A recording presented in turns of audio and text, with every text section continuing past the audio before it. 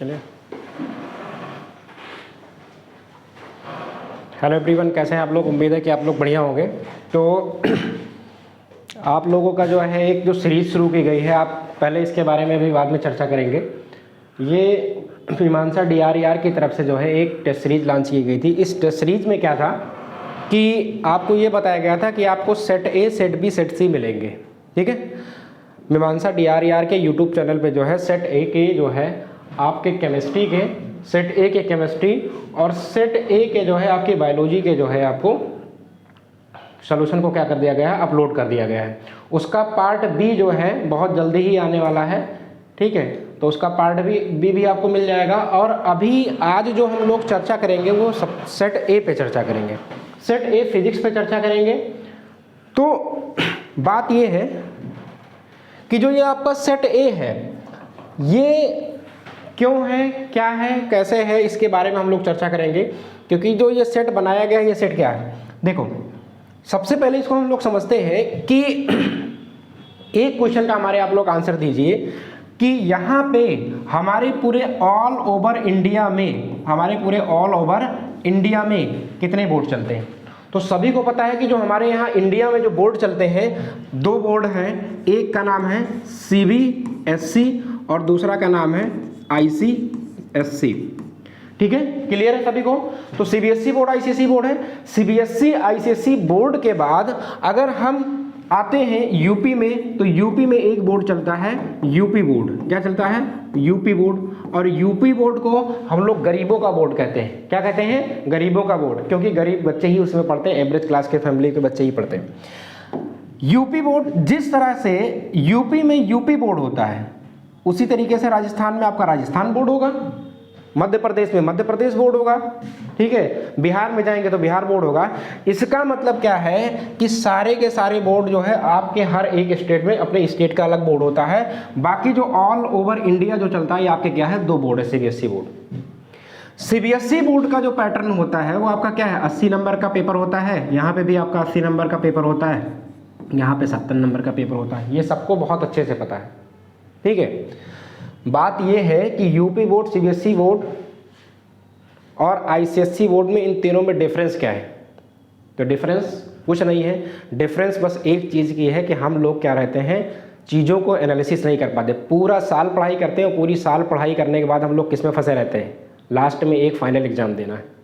ठीक है, यहाँ पे जो आपकी CBSE बोर्ड है, CBSE बोर्ड क्या करती है कि आपको 3 प्री बोर्ड कराती है। ठीक है, कितने? 3 प्री बोर्ड। ये आपके 3 प्री बोर्ड जो होते हैं, ये तीनों प्री बोर्ड, ठीक है, क्योंकि बोर्ड से पहले जब आप एग्जाम देके जाते हैं तो ये प्री बोर्ड जो होता है, ये तीनों प्री बोर्ड, ठीक है, पहला, दूसरा और तीसरा, ये आपको जब एनालिसिस करने का मौका देता है तो हम लोग एनालिसिस करके क्या करते हैं, बहुत बेहतरीन तरीके से क्या करते हैं, बच्चा CBSE बोर्ड का आगे पहुंचता है। इसीलिए जो CBSE बोर्ड का जो मैक्सिमम रिजल्ट आता है, हम देखते हैं कि 99.99% आता है। और अगर एवरेज हम देखेंगे तो बच्चा इसमें क्या होता है, इसमें एवरेज रिजल्ट देखेंगे। एवरेज का मतलब क्या है, तो बच्चा जो है इसमें 85 से लेके 85% से लेके 90% के बीच में इसमें बच्चा होता है CBSE बोर्ड का। सेम वही कहानी है कि ICSE बोर्ड में भी बच्चा यही होता है, क्योंकि ICSE बोर्ड में जो प्री बोर्ड आपके करवाए जाते हैं वो 3 से लेके 4 प्री बोर्ड करवाए जाते हैं। प्री बोर्ड तो होता ही है, और प्री बोर्ड के साथ साथ क्या होता है कि उसके यूनिट टेस्ट अलग होते हैं। यूपी बोर्ड में वो कहानियां हैं कि अभी कुछ कहानियां सुनाएंगे, आप सुन के जो है, आप सुनाएंगे क्या, आप लोग को पता है कि यूपी बोर्ड की कहानियां क्या हैं।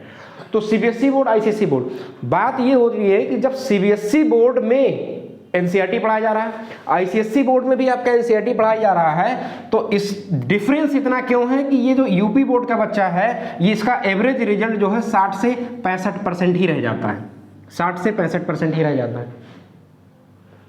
दोनों बच्चे यही चीज पढ़ते हैं, NCERT। अगर पेज नंबर 56 पे जो NCERT के फिजिक्स में लिखा हुआ है वही CBSE वाला पढ़ता है, वही ICSE वाला पढ़ता है। जब दोनों में डिफरेंस नहीं है तो रिजल्ट में डिफरेंस क्यों है? क्योंकि पता है, इनको जो CBSE ICSE बोर्ड के हैं और ये CBSE बोर्ड के हैं, इन दोनों बच्चों को क्या करता है कि अपने आप को प्रॉपर एनालिसिस करने का मौका मिल जाता है, जिसकी वजह से अपने आप को ये बहुत आगे चले जाते हैं।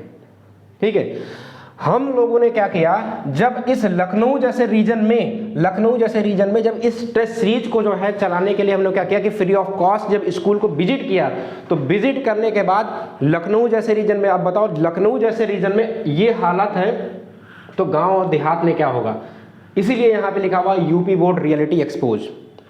जब हम लोग विजिट करने जा रहे थे कि हम लोग मीमांसा जो है, मीमांसा अपने तरफ से जो है यूपी बोर्ड के लिए क्या किया था कि 3 टेस्ट सीरीज लॉन्च की थी, वो भी फ्री ऑफ कॉस्ट। अब इस टेस्ट सीरीज को स्कूल तक पहुंचाने के लिए एक मुहिम चलाया गया था कि फ्री ऑफ कॉस्ट ये बच्चों तक पहुंचे। बच्चे क्या करेंगे, इस टेस्ट सीरीज को ज्वाइन करेंगे, जिससे क्या होगा, अपने आप को एनालिसिस करके अपने बोर्ड में अच्छे नंबर ला सकते हैं। लेकिन रियलिटी तो ये है यूपी बोर्ड में कि बच्चे का एनरोलमेंट कितना है, बच्चे का एनरोलमेंट कितना है क्लास में 350, और बच्चे का एनरोलमेंट 350, 35 बच्चा भी प्रेजेंट टाइम में क्लास में नहीं बैठ रहा है। क्योंकि पता है, जो टीचर, जो फैकल्टी, जो प्रिंसिपल वहां पे है, कोई 0% रिस्पॉन्सिबिलिटी को निभा रहा। एक आईसीएसई या सीबीएसई बोर्ड का बच्चा अगर एक दिन स्कूल नहीं जाता है तो वहां से उसके यहाँ से कॉल आती है कि बच्चा आपका नहीं आया। और हमारे यहाँ 22 फरवरी से बोर्ड का पेपर है, यूपी बोर्ड में 22 फरवरी से पेपर है, और इस 22 फरवरी हम 2 महीना पहले जो है अपने आप को बच्चा गुम किए बैठा हुआ है। बताओ, 2 महीना पहले जब आप स्कूल छोड़ देंगे, जब स्कूल नहीं जाएंगे, जब आप कुछ समझेंगे नहीं, सीखेंगे नहीं, और पढ़ाई जो होती है वो स्कूल में होती है, ना कि बैठ के घर पे होती है। क्योंकि हम लोग एक ऐसा माहौल बना दिए हैं, ना वहाँ के टीचर पढ़ाना जानते हैं ना पढ़ाना चाहते हैं, बस बैठ के 5 ऐसे ऐसे स्कूल हैं कि जहाँ 70 75 एडमिशन है, वहाँ 2 बच्चे 3 बच्चे क्लास 12th में आ रहे हैं, और टीचर बैठ के अपने आप को धूप में सेक रहा है। ये हालत है, अपना धूप में बैठ के सीख रहा, और सैलरी ले रहे हैं 1 लाख 1.5 लाख, और गवर्नमेंट बैठ के अपना देख रही है। गवर्नमेंट की क्या गलती, गवर्नमेंट जो है उसको क्या कि जिसको एग्जीक्यूशन के लिए करने के लिए दिया है, इंस्पेक्शन करने के लिए दिया है, सब बैठ के आराम से अपना बढ़िया से 1-1 लाख रुपए, 2-2 लाख रुपए, 1.5 लाख रुपए अपनी सैलरी आराम से लेक्चरशिप की उठाते हैं। फंस रहा कौन, गरीबों का बोर्ड यूपी बोर्ड। जो बच्चे हैं वो सब के सब वही कहानी है। अगर आप देखा जाए उसमें दिल्ली जैसे स्कूल में, वहाँ पे भी सरकारी स्कूल हैं, और वहाँ पे सरकारी स्कूल में बच्चा पढ़ के वहाँ पे 12th के बाद बच्चा आईआईटी निकाल रहा, जेई निकाल रहा। और हमारे यहाँ क्या है कि यूपी बोर्ड में बच्चा पढ़ के उसके बाद जब वो 12th पढ़ता है, 12th पढ़ के जब आता है किसी नीट या जेई की तैयारी करता है, तो फिर वो वही 12th पढ़ता है जो उसको बेसिक चीज़ें नहीं समझ में आती है स्कूलिंग में। जो चीज़ें उसको क्लास 12th 11 12 में समझ जाना चाहिए वो नहीं समझता है, फिर आके वो किसी कोचिंग में 60-70-80 हज़ार रुपये फीस दे के वो अपना काम करता है, पढ़ाई करता है। ये है रियलिटी यूपी बोर्ड की। तो यूपी बोर्ड की बड़ी दयनीय स्थिति है, ऐसी स्थिति है तो कि क्या बताया जाए। क्लास में बच्चा 2 महीना पहले बोर्ड के एग्जाम से पहले ही नहीं आ रहा, तो बताओ क्या पढ़ेगा वो।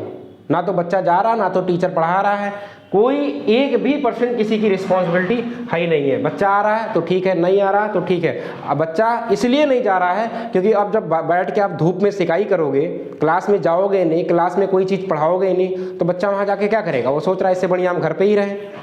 ये कहानी है। तो मीमांसा DRER की तरफ से ये जो फैकल्टी है, इसको ऑनलाइन और ऑफलाइन आपको दोनों टेस्ट सीरीज जो है बनाया गया है।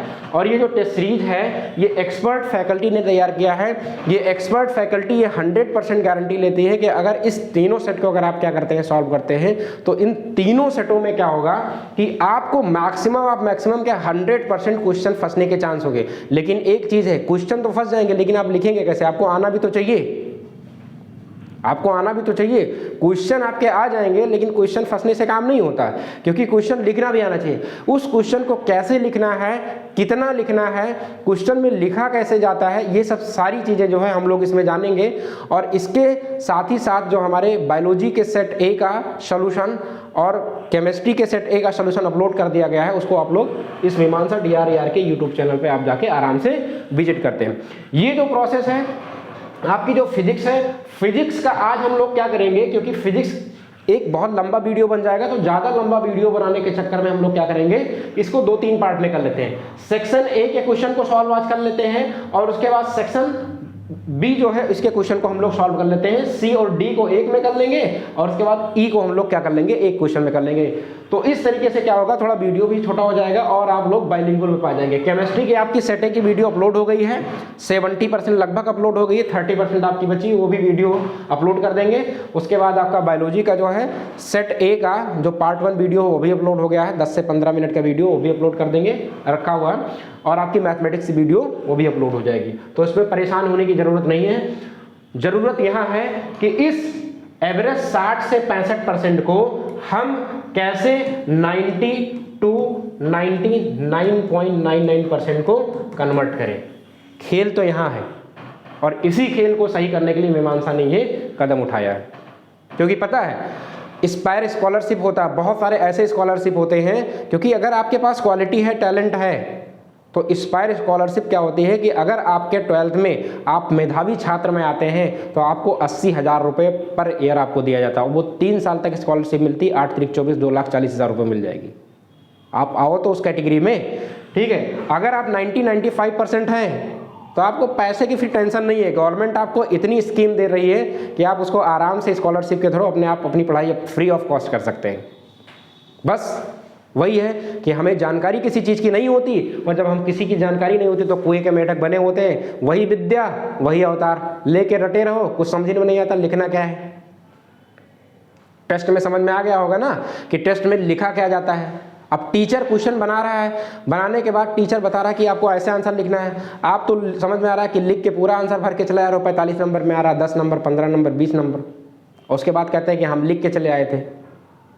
रियल में अगर आप सटीक आंसर, एग्जैक्ट आंसर लिख के आएंगे तो वहां पे जो टीचर होता है वो पागल नहीं है कि आपको नंबर काट लेगा, ठीक है। वो भी चाहता है बच्चा कुछ लिखे, तो जो लिखे होगा उसको नंबर मिलता है। तो जो बच्चा लिखता है उसको नंबर मिलता है, ठीक है। ये जो टेस्ट सीरीज है ये हिंदी और इंग्लिश दोनों में मीडियम दोनों अवेलेबल है। जो बच्चा इस टेस्ट सीरीज को ज्वाइन करना चाहता है, जिसको मिल गया है, जिस स्कूलों में ये पहुंच गया है, वो लोग अपने इस टेस्ट सीरीज को बहुत आराम से 3.25 घंटे टाइम देके लिखे और उसके बाद जो है इसका सोल्यूशन यूट्यूब पे देख ले। जो बच्चे जिसको नहीं मिल पाया है उस दिए गए नंबर पर, ये जो दिया गया नंबर है इस पे आप इन दोनों पे किसी पे भी आप व्हाट्सएप कर देंगे। व्हाट्सएप करने के साथ ये आपको सॉफ्ट कॉपी में क्या हो जाएगा, ये आपको अवेलेबल हो जाएगा। अब इस टेस्ट सीरीज को आप बैठ के 3.25 घंटा आप लगाइए और लगाने के बाद अपने आप को एनालिसिस कर दिए कि आप किस पानी में और अभी कहाँ तक है, ठीक है।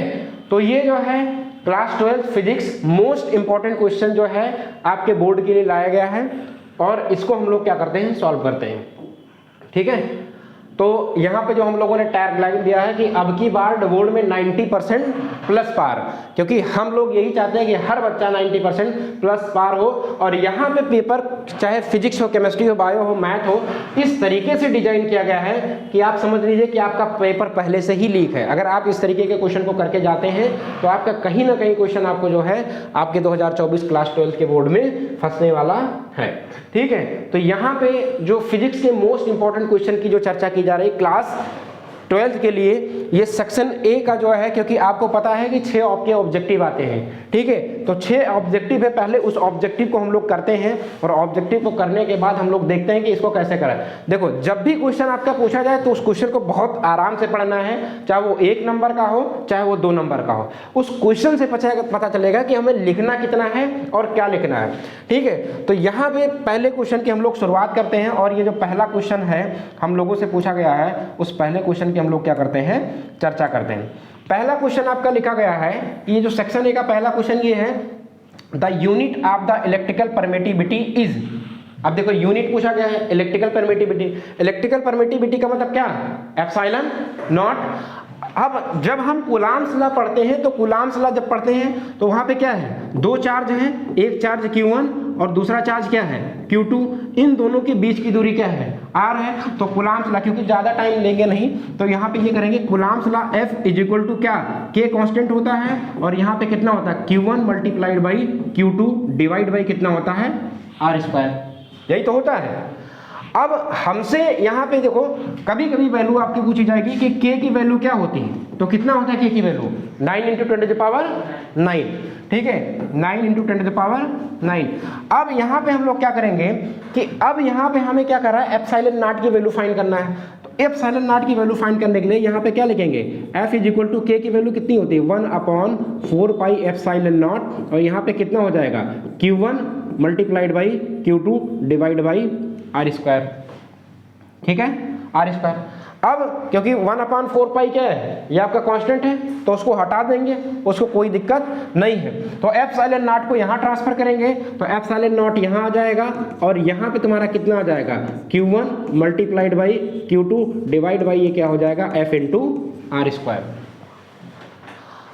जब ये दोनों चार्ज हैं तो चार्ज की यूनिट आपके क्या है, क्योंकि यहाँ पे कूलाम में है, ठीक है, तो यहाँ पे हम लोग क्या लिखेंगे, ये दोनों चार्ज है, इसकी हम यूनिट क्या लिखेंगे, तो यहाँ पे लिखेंगे एप्सिलॉन नॉट की यूनिट, यहाँ पे तुम्हारा क्या हो जाएगा, क्योंकि कूलाम मल्टीप्लाइड बाई कूलाम। अच्छा फोर्स, सबको पता है फोर्स की यूनिट बचपन से पढ़ते आ रहे हैं, फोर्स की यूनिट क्या होती है, न्यूटन होती है, तो क्या लिखेंगे न्यूटन, और ये क्या लिखेंगे मीटर स्क्वायर, तो इसी को हम लोग कहेंगे कूलाम स्क्वायर पर न्यूटन मीटर स्क्वायर। आपका जो आंसर कौन सा सही है, कूलाम स्क्वायर पर न्यूटन मीटर स्क्वायर, तो आपका जो आंसर सही है वो क्या है, पहले का क्या है, ए सही है, ठीक है। इस तरीके से बहुत आराम से हम क्या करेंगे, इसको लगाएंगे, क्योंकि जल्दी के चक्कर में हम लोग क्या करते हैं, उस 3.25 घंटे के प्रेशर में क्या करते हैं, जब ऑब्जेक्टिव क्वेश्चन को हम छोड़ देते हैं, हम कहते हैं अरे इसको लास्ट में लगाएंगे, और लास्ट के चक्कर में क्योंकि ऑब्जेक्टिव क्वेश्चन अरे उससे पूछ लेंगे, दूसरे के चक्कर में पता लगा क्वेश्चन ही गलत करके चले जाते हैं, ठीक है। तो ये ऐसा नहीं करना, हमें अपने आप पे कॉन्फिडेंस रखना है, क्योंकि जब हम खुद पढ़ के जाते हैं तो हमें अपने आप पे कॉन्फिडेंस होता है, ठीक है। उसके बाद यहाँ पे तुम्हारा जो दूसरा क्वेश्चन है लिखा हुआ, a charge plus Q is a place at the centre of a cube of a side L, the electric flux emerging out from the one face of the cube is, देखो एक plus Q आवेश को घन के केंद्र पर रखा गया है साइड एल, मतलब जो उसकी साइड है घन की क्या है, वो एल है, घन के एक फ्लक्स से निकलने वाला विद्युत प्रवाह क्या होगा। पहले बताओ इलेक्ट्रिक फ्लक्स की डायरेक्शन क्या होती है, पॉजिटिव से निगेटिव होती है, ठीक है। तो इलेक्ट्रिक फ्लक्स, अगर चार्ज पॉजिटिव है तो इलेक्ट्रिक फ्लक्स की डायरेक्शन क्या होगी, ठीक है, क्या होगी, पॉजिटिव से नेगेटिव की तरफ, मतलब क्या होगा, ये आउटवर्ड होगा, ठीक है। अगर चार्ज नेगेटिव है तो कैसा होगा इलेक्ट्रिक फ्लक्स की डायरेक्शन, ठीक है, इनसाइड होगी कि नहीं होगी। तो यहाँ पे क्या है, चार्ज तुम्हारा कैसा है, पॉजिटिव है, और यहाँ पे ये कैसा है, ये क्यूब है, क्या है, क्यूब है। अब क्यूब के यहाँ पे देखो ये बीचों बीच में क्या रख दिया गया है, आपका चार्ज रख दिया गया, ठीक है। तो बीचों बीच में क्या है, एक प्लस चार्ज रखा है। अब किसी एक साइड से निकलेगा, क्योंकि इसकी साइड सबकी क्या है, ये एल है, और सबको पता है कि क्यूब जो होती है, घन होती है, उसकी तीनों जितनी भी साइडें होती हैं सब क्या होती हैं, इक्वल होती हैं। अब यहाँ पे क्या कह रहा है कि अ चार्ज प्लस क्यू जब place at the centre of the cube of the side L, the electric flux emerging out from the one face, एक फेस से कितना इलेक्ट्रिक फ्लक्स निकलेगा, कितने फेस इसके हैं, क्यूब के कितने फेस हैं, 6 फेस। तो अगर electric flux phi equal to क्या निकालेंगे, क्यू अपॉन एप्सिलॉन नॉट, क्योंकि गॉस थ्योरम जब हम लोग पढ़ते हैं तो इलेक्ट्रिक फ्लक्स को हम लोग किससे डिनोट करते हैं, फाई से, तो फाई इक्वल टू क्या होता है, क्यू अपॉन क्या होता है, एप्सिलॉन नॉट होता है, क्यू अपॉन क्या होता है, एप्सिलॉन नॉट। तो फाई इक्वल टू क्या होता है, Q upon epsilon not.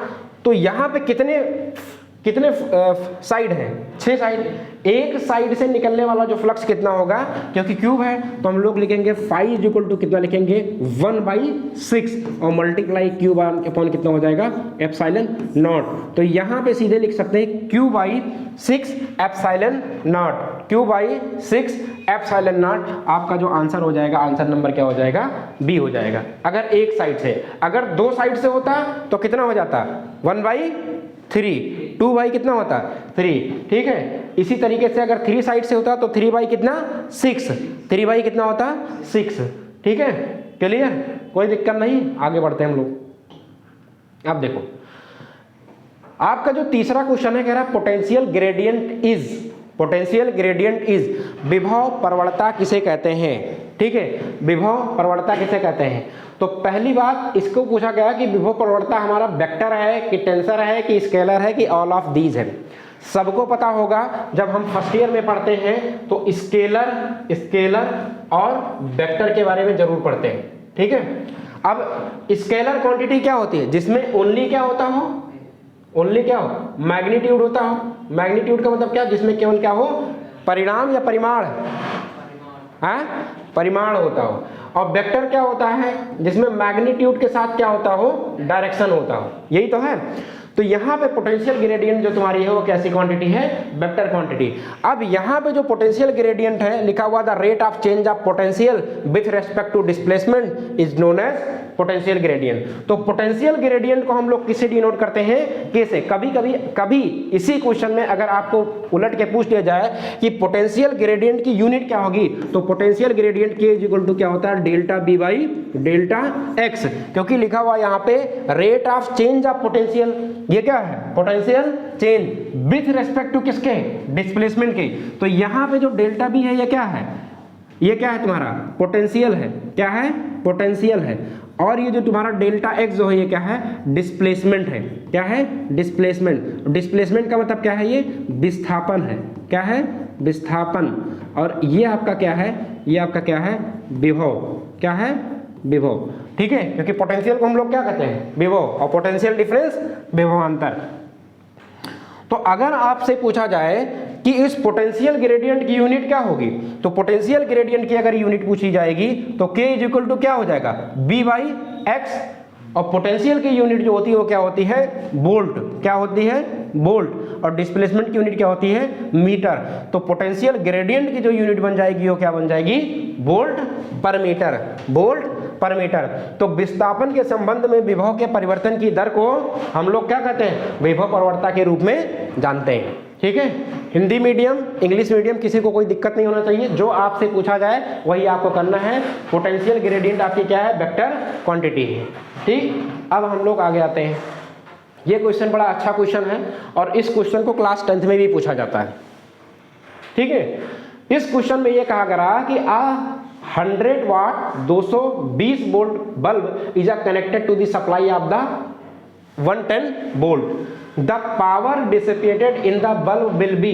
100 watt 220 volt के बल्ब का 110 की आपूर्ति, 10 वोल्ट की आपूर्ति से जुड़ा हुआ बल्ब में शक्ति व्यय होगी। कितनी पावर का कंजप्शन होगा। अब यहाँ पे हम लोग एक क्वेश्चन पढ़ते हैं, P इज इक्वल टू क्या पढ़ते हैं बताओ, B स्क्वायर बाई आर पढ़ते हैं कि नहीं पढ़ते हैं। ठीक है, P इज इक्वल टू हम लोग बी आई पढ़ते हैं कि नहीं पढ़ते हैं। ठीक है, अच्छा B इज इक्वल टू हम लोग आई आर पढ़ते हैं कि नहीं पढ़ते हैं। तो अगर यहाँ पे B is equal to I R पढ़ते हैं तो B की जगह हम क्या रख देंगे, आई आर रख देंगे। तो आई स्क्वायर क्या हो जाएगा, आर। तो यहाँ पे P इज इक्वल टू क्या हो जाएगा, B स्क्वायर बाई आर। तो P is equal to B square by R. अब यहाँ पे तुम्हारा कितना है, पावर दिया हुआ है और पोटेंशियल दिया हुआ। तो सबसे पहले हम रेजिस्टेंस निकाल लेते हैं कि इसमें रेजिस्टेंस कितना होगा। ठीक है, तो यहाँ पे क्या लिखेंगे, R इज इक्वल टू लिखेंगे B स्क्वायर बाई कितना, P। और यहाँ पे पहला पोटेंशियल कितना दिया हुआ, 220। तो लिखेंगे 220 मल्टीप्लाइड बाई 220, 220 मल्टीप्लाइड बाई 220।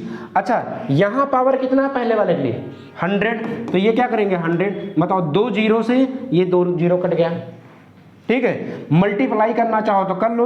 22 का मल्टीप्लाई 22 में करेंगे तो कितना आ जाएगा, 484। कितना आएगा, 484, 484, 484। ये हमारा क्या निकल आया, 484 ओम क्या निकल आया, रेजिस्टेंस निकल आया। जब रेजिस्टेंस पता चल गया तो अब इसको कितने वोल्ट की सप्लाई दी जा रही है, 110 वोल्ट की। तो 110 वोल्ट की सप्लाई पर पावर कितना होगा, तो सेम फार्मूला लगा देंगे क्या, P इज इक्वल टू कितना, B स्क्वायर बाई आर।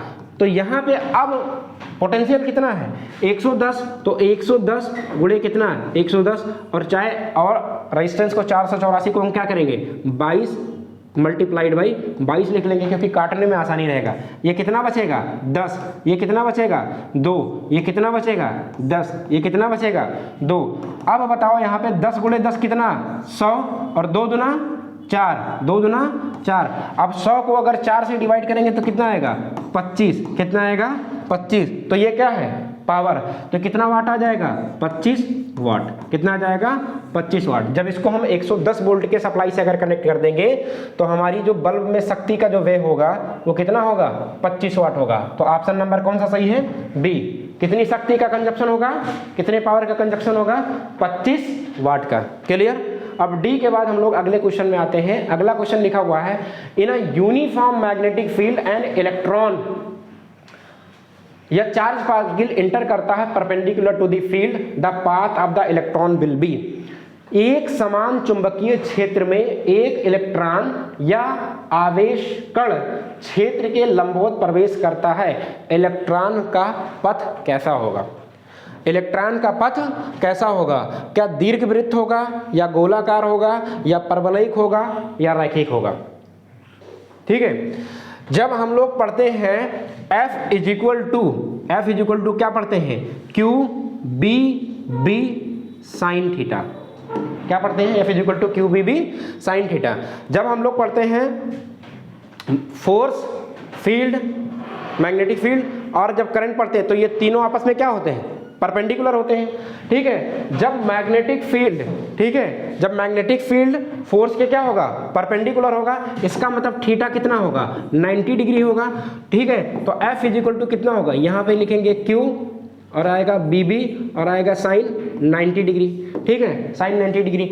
अब यहाँ पे लिखेंगे F इज इक्वल टू कितना, साइन 90 डिग्री की वैल्यू कितनी होती है 1, तो ये आ जाएगा क्या, QBB। तो F is equal to QBB। तो यहाँ पे Q क्या है, चार्ज है, और B क्या है आपका, मैग्नेटिक फील्ड है, और यहाँ पे B क्या है, वेलोसिटी ऑफ चार्ज या वेलोसिटी ऑफ इलेक्ट्रॉन, जो भी है। तो यहाँ पे जो इलेक्ट्रॉन की जो वेलोसिटी होगी इस मैग्नेटिक फील्ड में क्या होती है, ये सर्कुलर फॉर्म बनती है। क्या बनती है, सर्कुलर। ठीक है, क्योंकि ये क्या होता है, इसका जो प्रोपोगेशन होता है ये किस फॉर्म में होता है, सर्कुलर फॉर्म में होता है। ठीक है, किस फॉर्म में होता है, सर्कुलर फॉर्म में होता है। तो यहाँ पर जो आपका ऑप्शन सही है, आपका ऑप्शन क्या सही होगा, ये आपका होगा ऑप्शन नंबर बी। अब यहाँ पे आते हैं फिजिक्स के मोस्ट इंपॉर्टेंट क्वेश्चन को सेक्शन बी में हम लोग करते हैं। सेक्शन बी में आपका कहा गया कि current sensitivity of the moving coil in a galvanometer. Galvanometer में करंट सेंसिटिविटी आपकी क्या होती है। ठीक है, करंट सेंसिटिविटी को हम लोग किससे डिनोट करते हैं, क्योंकि करंट है तो I से, सेंसिटिविटी है तो IS से। तो करंट सेंसिटिविटी जो होती है वो आपकी होती है फाई अपॉन I। क्या होती है, phi upon I। Current sensitivity IS is equal to होता है, ये फाई अपॉन कितना होता है I, और फाई इज इक्वल टू सबको पता है NAB अपॉन क्या होती है C। ये भी आपका क्या है, एक रिलेशन है। N क्या है, नंबर ऑफ टर्न, A क्या है, क्रॉस सेक्शनल एरिया, और B क्या है, मैग्नेटिक फील्ड। B क्या है आपका, मैग्नेटिक फील्ड, और C आपका क्या है, आपका ओरिजिनल कांस्टेंट है। ठीक, तो यहाँ पे ये लिखा हुआ है कि current sensitivity of the moving coil galvanometer is defined as the deflection produce in the galvanometer. मतलब गैल्वेनोमीटर में कितनी डिफ्लेक्शन प्रोड्यूस होते हैं, और डिफ्लेक्शन को हम लोग किसे डिनोट करते हैं, फाई से। ठीक है, when the unit current flow through it, जब यूनिट करंट जो फ्लो होती है, यूनिट का मतलब क्या, डिफ्लेक्शन कितना प्रोड्यूस होगा, फाई अपॉन आई, इसी को हम लोग कहते हैं करंट सेंसिटिविटी। तो एक गतिशील कुंडल या कुंडली में गैल्वेनोमीटर की वर्तमान संवेदनशीलता को गैल्वेनोमीटर में उत्पन्न विक्षेपण कहते हैं। अब यहाँ पे ध्यान ये देना है कि ये यहाँ पे वर्ड लिखा हुआ डिफाइन, क्या लिखा हुआ है, डिफाइन, और ये क्वेश्चन कितने नंबर का है, ये जब क्वेश्चन 1 नंबर का है, क्वेश्चन कितने नंबर का है, 1, क्वेश्चन 1 नंबर है, और 1 नंबर के साथ साथ यहाँ पे तुम्हें क्या करना है कि बहुत छोटा आंसर लिखना है। अब ऐसा नहीं कि आपको 5 लाइन 10 लाइन का आंसर लिखने बैठ जाए, जितना आपसे क्वेश्चन पूछा जाए आप एग्जैक्ट आंसर लिख के आए, और एग्जैक्ट आंसर लिखने के बाद आपको एग्जैक्ट नंबर भी मिलेगा। ठीक है, तो घुमाने फिराने की कोई भी जरूरत नहीं है। आपसे यही पूछा गया कि करंट सेंसिटिविटी क्या होती है, उसी को हमें क्या करना है, डिफाइन करना है। तो करंट सेंसिटिविटी क्या होती है, जितना भी डिफ्लेक्शन हमारा गैल्वेनोमीटर में क्या होता है, यूनिट करंट के थ्रू फ्लो होता है, उसी को हम लोग कहते हैं करंट सेंसिटिविटी। बस फार्मूला लिख दिया, IS is equal to phi upon I, और फाई इज इक्वल टू होता है NAB अपॉन कितना होता है C। ठीक, अगले क्वेश्चन में हम लोग जाते हैं डिफाइन मैग्नेटिक ससेप्टिबिलिटी। बताओ, बहुत लोग ऐसे होंगे जिसको मैग्नेटिक ससेप्टिबिलिटी को किससे लिखते हैं, पता है, मैग्नेटिक ससेप्टिबिलिटी इसको हम लोग XM से लिखते हैं। ठीक है, XM, इसको हम लोग कभी कभी काई भी पढ़ते हैं, कुछ ऐसे करके लिखा जाता है। ठीक है, काई। तो XM इज इक्वल टू क्या होता है, I अपॉन कितना होता है, H। ठीक है, I जो होती है मैग्नेटिक इंटेंसिटी होती है। ठीक है, तो यहाँ पे magnetic susceptibility is the dimensionless proportional.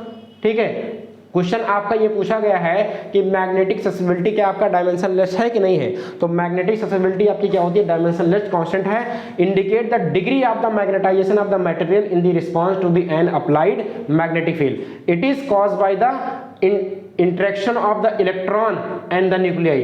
तो ये जो interaction of electron and nuclei with the externally applied the magnetic field, जब बाहर से हम मैग्नेटिक फील्ड लगाते हैं तो इसमें क्या होता है कि आपकी जो है यहाँ पे न्यूक्लियस और इलेक्ट्रॉन के बीच में क्या होता है, मैग्नेटिक फील्ड अप्लाई होता है। मैग्नेटिक फील्ड अप्लाई होने की वजह से यहाँ पे क्या आती है, मैग्नेटिक ससेसिबिलिटी प्रोड्यूस होती है। अब एक चीज ये पूछा जाता है कि जो आपका सॉफ्ट आयरन है और स्टील में, सॉफ्ट आयरन और स्टील में, तो हम देखेंगे इसकी मैग्नेटिक ससेसिबिलिटी किसकी ज्यादा होती है। तो जो सॉफ्ट आयरन होता है, सॉफ्ट आयरन का जो मैग्नेटिक ससेसिबिलिटी होती है वो स्टील से क्या होती है, ग्रेटर होती है। समझ में आया कि नहीं। तो सॉफ्ट आयरन उसकी जो मैग्नेटिक ससेसिबिलिटी XI ग्रेटर देन, क्योंकि आयरन है तो ये क्या होती है XS, मतलब स्टील से क्या होती है, इसकी ज्यादा होती है। क्योंकि जो सॉफ्ट आयरन होती है वो हिस्टेरेसिस लॉ को, जैसा हम जो भी हमारा इलेक्ट्रॉनिक डिवाइस होता है या ट्रांसफार्मर होता है उसमें हम क्या करते हैं, सॉफ्ट आयरन को यूज करते हैं। ठीक है। अब अगला क्वेश्चन इसी में हम लोग देखते हैं कि what is Lenz law of the electromagnetic induction. ये क्वेश्चन आपसे पूछा गया इतना कि लेंज लॉ इलेक्ट्रोमैग्नेटिक इंडक्शन में क्या है। जब आपसे यही पूछा गया है कि एक नंबर में आपको बताना है कि लेंज लॉ क्या है, तो आपको उतने बताना है। इन एनी क्लोज सर्किट, किसी भी क्लोज सर्किट में, बंद परिपथ में, क्लोज सर्किट में, the direction of the induced electromagnetic force, ठीक है, or induced current always oppose to the reason of the due to which of the induced. यहां पे ये कह रहा है कि जो आपके इंड्यूस्ड इलेक्ट्रोमैग्नेटिक फोर्स है और ये इंड्यूस जो करंट है, ये दोनों एक दूसरे का क्या करते हैं, अपोज करते हैं। इसी को हम लोग क्या कहते हैं, लेंज लॉ कहते हैं। अब लेंज लॉ में जब आपसे यही पूछा गया कि what is Lenz law of electromagnetic, तो ये आपको क्या करना है कि एक नंबर में है तो आपको बहुत बड़ा सा आंसर लिख के नहीं आना है, क्योंकि आपको नंबर भी देखना है। क्योंकि आपके जो 2 नंबर वाले होते हैं उसको अलग लिखना है, 3 नंबर वाले जो होते हैं उसको अलग लिखना है, उसको आपके बाद 4 नंबर वाला होता है उसको अलग लिखना है, उसके बाद 5 नंबर वाला होता है वो आपको अलग लिखना है। ठीक है। तो यही नहीं कि आप जो है एक नंबर के चक्कर में पूरा आप लिखने के लिए परेशान रहें। यहाँ पे लिखा write down the expression of the average power dissipation of the alternative current. Average power dissipation, जब हम अल्टरनेटिव एसी जब चैप्टर पढ़ते हैं तो power dissipation P equal to कितना होता है, B इंटू कितना होता है I, BI, और ये होता है cos फाई। तो यहाँ पे इसको ऐसे लिखा जाता है average power dissipation P equal to, क्योंकि इसका तुम्हें क्या लिखना है, केवल एक्सप्रेशन लिखना है। क्या लिखना है, एक्सप्रेशन, एवरेज पावर डिसिपेशन का एक्सप्रेशन, मतलब खाली व्यंजक लिखना है, तो आपको इसका डेफिनेशन लिखना। P इक्वल टू, अब ये जो होता है BRMS, ठीक है, RMS वैल्यू होती है, और ये करंट जो होती है RMS इंटू क्या होता है, cos फाई। अब ये जो आपका जो व्यंजक है इसको हमने लिख दिया। cos फाई जो क्या होती है, जो फाई होती है आपकी फेज डायग्राम होती है। क्या होती है, वो फेज होती है। मतलब जो हमारी एसी जो चलती है, अल्टरनेटिव करंट हमारी चलती है, तो अल्टरनेटिव करंट की जो फेज होती है उस फेज को हमारी क्या बताती है, वो फाई बताती है। ठीक है। और यहाँ पे RMS, ये करंट आपकी क्या है, रूट मीन स्क्वायर वाली वैल्यू, और यहाँ पे क्या है आपकी B, वेलोसिटी जो है ये रूट मीन आपका, हाँ, तो यहाँ पे जो पोटेंशियल आपकी क्या है, रूट मीन स्क्वायर वाली पे, तो P इक्वल टू क्या हो जाएगा, BI इंटू क्या हो जाएगा, cos फाई। जब आपसे पूछा गया है इसका खाली क्या लिखना, एक्सप्रेशन, एवरेज पावर डिसिपेशन का आपको क्या लिखना है, एक्सप्रेशन। जो एक्सप्रेशन लिख रहे हैं तो हम आप इसको एक्सप्रेशन लिखेंगे, और एक्सप्रेशन लिख के हम इसको यहीं पे छोड़ देंगे। ठीक। अगले क्वेश्चन में हम लोग आते हैं कि mention the name of the largest and the lowest wavelength of the electromagnetic spectrum. Electromagnetic जो स्पेक्ट्रम है, विद्युत चुंबकीय स्पेक्ट्रम में सबसे बड़ी और सबसे कम तरंग दैर्ध्य के तरंगों का नाम का उल्लेख किए। तो सबसे बड़ी, देखो वेवलेंथ क्या होता है, वेवलेंथ यही तो होता है, कुछ ऐसे चलता है। ठीक है। तो वेवलेंथ जो होती है क्रेस्ट टू क्रेस्ट, ठीक है, या ट्रफ टू ट्रफ की जो डिस्टेंस होती है उसी को हम लोग क्या कहते हैं, वेवलेंथ कहते हैं। तो कैसे डिनोट करते हैं, लैम्डा से डिनोट करते हैं। तो यहाँ पे पूछ रहा है कि लार्जेस्ट और लोवेस्ट जो इलेक्ट्रोमैग्नेटिक स्पेक्ट्रम है, इसमें सबसे बड़ी और सबसे छोटी चुंबकीय स्पेक्ट्रम के बारे में बताना है। तो जो आपकी जो रेडियो वेव है, ठीक है, radio wave which have the largest, which have the longest wavelength, तो रेडियो वेव की जो वेवलेंथ होती है वो आपकी क्या होती है, सबसे ज्यादा होती है। बाकी आपकी जो माइक्रोवेव है, इंफ्रारेड है, विजिबल लाइट है, अल्ट्रावायलेट है, एक्सरेज है, ये जो तुम्हारी फाइनल गामा रेज है, ये सारी की सारी क्या होती है, ये इसकी जो वेवलेंथ होती है क्या होती है, आपकी शॉर्टेस्ट होती है। तो आप रेडियो वेव की जो वेवलेंथ है ये क्या होती है, लॉन्गेस्ट होती है। बाकी जो और है वो सबकी जितनी है वो सारी की सारी क्या होती है, आपकी लॉन्गेस्ट वेवलेंथ होती है। ये क्वेश्चन आपका कई बार पूछा गया है। ठीक है। तो इस क्वेश्चन को हम लोग क्या करेंगे, थोड़ा ध्यान में रखेंगे। अब यहाँ पे तुम्हारा आता है on what factor the internal resistance of the cell depend, किस फैक्टर पर आपका जो है इंटरनल रेजिस्टेंस सेल का डिपेंड करता है। देखो जब हम पढ़ते हैं कोई भी बैटरी है, ये तुम्हारी क्या है बैटरी, अब बैटरी के बीच में क्या होता है पोटेंशियल डिफरेंस, मतलब ईएमएफ होता है। हम पढ़ते हैं B इक्वल टू क्या पढ़ते हैं IR पढ़ते हैं, ठीक है। अब यहाँ पे क्या है पोटेंशियल ना होके यहाँ पे क्या लगा ईएमएफ लगा हुआ है, तो यहाँ पे E इक्वल टू कितना हो जाएगा I और ये कितना हो जाएगा R प्लस R। सबको पता है कि किसी भी सर्किट में इंटरनल रेजिस्टेंस हमेशा टोटल रेजिस्टेंस के साथ हमेशा सीरीज में जुड़ता है। किसके साथ जुड़ता है सीरीज में। तो एक रेजिस्टेंस आपका यहाँ पे और यहाँ पे आपका इंटरनल रेजिस्टेंस, तो इंटरनल रेजिस्टेंस इस रेजिस्टेंस के साथ कैसे जुड़ेगा सीरीज में, तो R प्लस R, और इसमें जो करंट फ्लो हो रही है E equal to I R plus R। अब यहाँ पे तुमसे पूछा गया है कि जो ये इंटरनल रेजिस्टेंस है ये सेल के किस किस चीज़ पे डिपेंड करता है। अगर हम यहाँ पे इंटरनल रेजिस्टेंस को एक तरीके से देखें, इंटरनल रेजिस्टेंस को बढ़ाएंगे, इसका मतलब यहाँ पे लिखा हुआ the surface area of the electrodes. Electrodes आपके यही होते हैं पॉजिटिव और नेगेटिव। पहला इलेक्ट्रोड के सरफेस एरिया पर, larger the surface area of the electrode, अगर इलेक्ट्रोड का सरफेस एरिया बढ़ा देंगे तो लेस दी इंटरनल रेजिस्टेंस। इंटरनल रेजिस्टेंस क्या हो जाएगा लेस हो जाएगा, ठीक है। उसके बाद दूसरा तुम्हारा कह रहा है डिस्टेंस बिटवीन द इलेक्ट्रोड, अगर इलेक्ट्रोड की जो डिस्टेंस बिटवीन है उस पर देखते हैं the distance between the electrode the greater is the internal resistance. तो अगर डिस्टेंस को हम क्या करेंगे, डिस्टेंस को अगर हम बढ़ा देंगे तो ग्रेटर द इंटरनल रेजिस्टेंस भी आपका क्या हो जाएगा ग्रेटर हो जाएगा। या एक छोटा सा क्या करेंगे the internal resistance of the cell depend करता है तुम्हारे ऑन द फैक्टर लाइक किस पे, like distance between the electrode, और दूसरा टेम्परेचर पर भी डिपेंड करता है, effective area of the electrode, effective area of the electrode and the concentration of the solution, solution का कंसंट्रेशन कैसा है, ठीक है। तो यहाँ पे क्या था कि एक नंबर के जितने भी आपके क्वेश्चन थे ऑब्जेक्टिव टाइप के साथ तुम्हारे जो है ये आपके वेरी शॉर्ट वाले जो थे उसको हम लोगों ने क्या किया, इंपॉर्टेंट क्वेश्चन इसको हम लोग खत्म किए। बाकी जो आपकी जो वीडियो होगी वो आपको कमेंट सेक्शन में कमेंट करके बताना है कि आपको हिंदी और इंग्लिश में ये वीडियो कैसे लगी। अगर किसी को लग रहा है कि प्योर हिंदी वाला, तो प्योर हिंदी भी हमने इसमें क्या किया कि आपको इंक्लूड कर दिया, और हिंदी प्लस इंग्लिश के साथ ये जो आपकी क्लास हुई है ये पूरी की पूरी आपकी क्या बाइलिंगुअल हुई है। और ऐसे ही क्लास आपको चाहिए तो आप अपना जो है सब्जेक्ट बताते रहिए कि किस किस सब्जेक्ट पे अगर आपको चाहिए, तो वीडियो आपको लगातार मिलती रहेगी, ठीक है। इस क्वेश्चन को आप लोग क्या करेंगे बहुत बेहतरीन तरीके से सॉल्व करेंगे। किसी को अगर किसी क्वेश्चन में डाउट होगा तो कमेंट सेक्शन में कमेंट करके जरूर बताएगा, ठीक है। तो मिलते हैं फिर नेक्स्ट वीडियो में, थैंक यू।